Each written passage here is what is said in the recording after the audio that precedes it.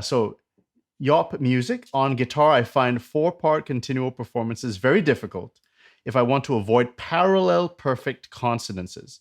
Should three-part be the default? And if not, how important is it to avoid parallelism in four-part realizations? Is this for the classical guitar more specifically? This I question rather than something like the Baroque guitar? looks like could be pretty general, yeah. Yeah, I think three part. Well, you have to move between the voices. Maybe this isn't so much for continua, but for writing or for partimenti. Two to three voices with, again, I'm going to use that word for rhetoric reasons. Any big moments that you need, you can expand it out. So it's pretty flexible. You have to do it in a way that makes sense, that sounds organic. But often you drop between two multiple voices. So they're worrying about perfect parallel consonant, or um, parallel perfect consonants is avoid. Oh yeah, for fifths and octaves. Yeah, there's so many different.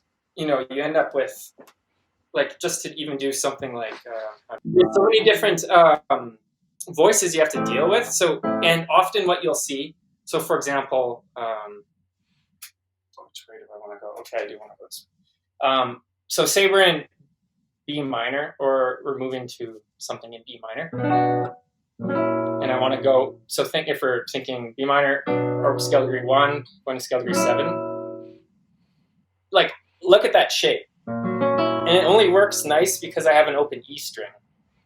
So often what happens is you run into challenges where the fingerings become really specific if you're doing four voices, and a move between them gets really clunky. So like in the 19th century, when we have that sort of move, they almost always do the diminished version rather than 6/5 chord. So that instead of going four, they'll go.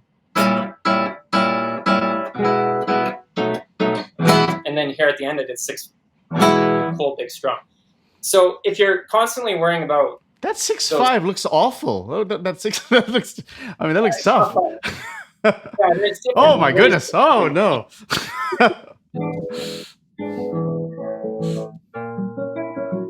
If yeah. So yeah, so don't worry about it too much. Versus, I was just doing three voices there.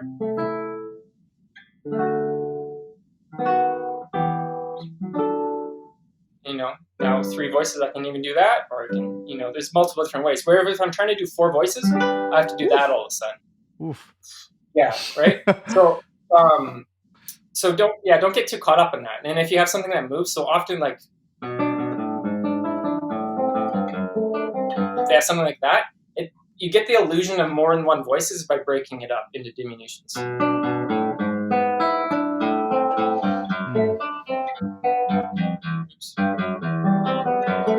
So that whole time, I'm only ever playing one note at a time, which lets me move. Same as if you're doing.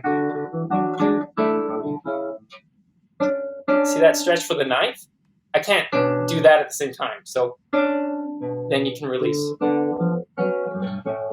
So so you have to be flexible, and often that's where, if you're trying to do things just in block chords all the time with no sense of no diminutions or anything, it gets harder on the guitar because often they place rhythmic breaks so that bass note might come in on the second 16th note.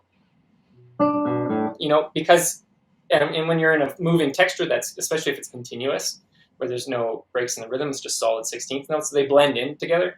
Whereas if you're just trying to play everything in blocks, now you're having to do with all four fingers down at the exact same time, and it can get. And then so if you're hairy. On top of that, forget it. Yeah.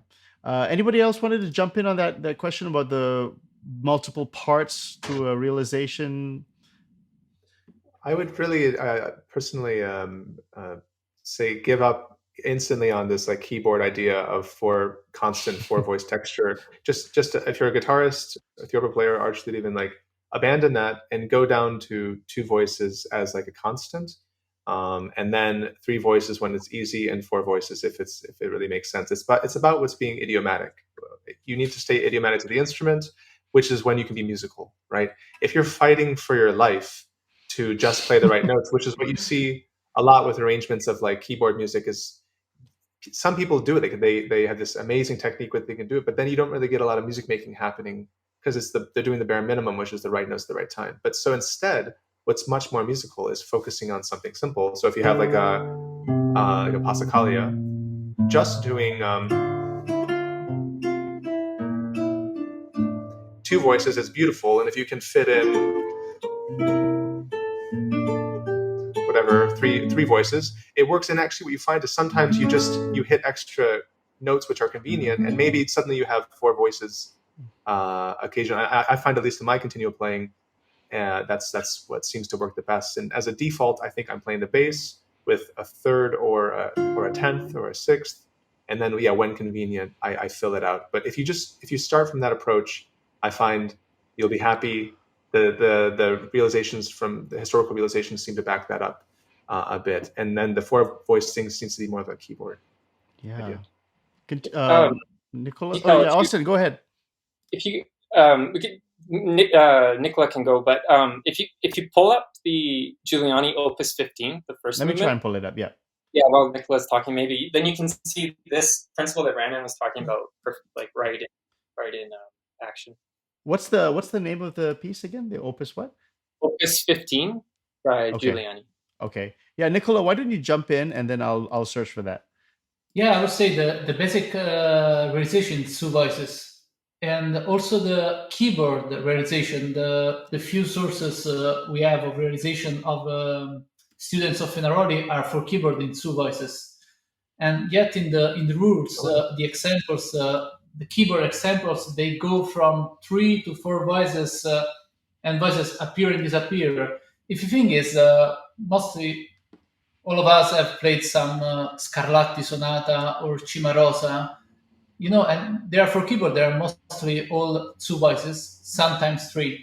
So the four voice setting was something more of the Bach chorale tradition. But let's say the real music we play on the guitar is mostly all two voices and two and three voices. And of course, has to be idiomatic. But I put Brandon just take off this idea of four voices realization on the guitar. It just doesn't make sense. There are some examples, yes, but the 90% of the music for the guitar is 2-3 voices. 90, wow. Austin, so was it the Opus 15 by Giuliani? Yeah. So like, if you look at the beginning there, there's only ever one voice in the opening, so it's an implied three voice, or you can think of like a violin,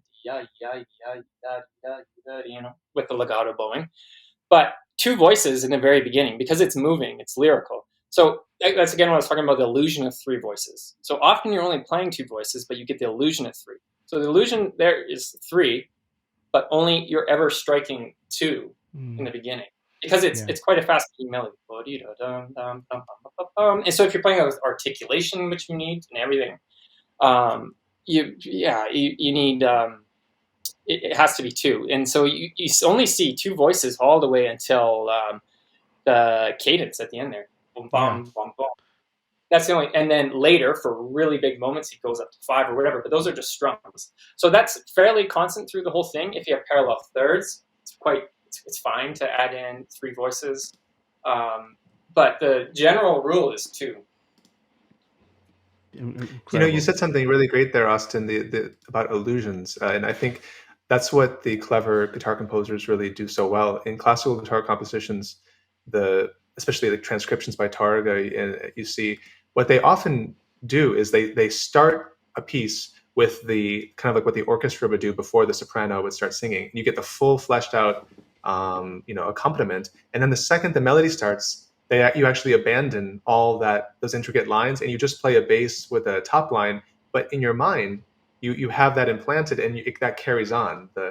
Those voices that you're actually not even playing, but you have the impression that they continue.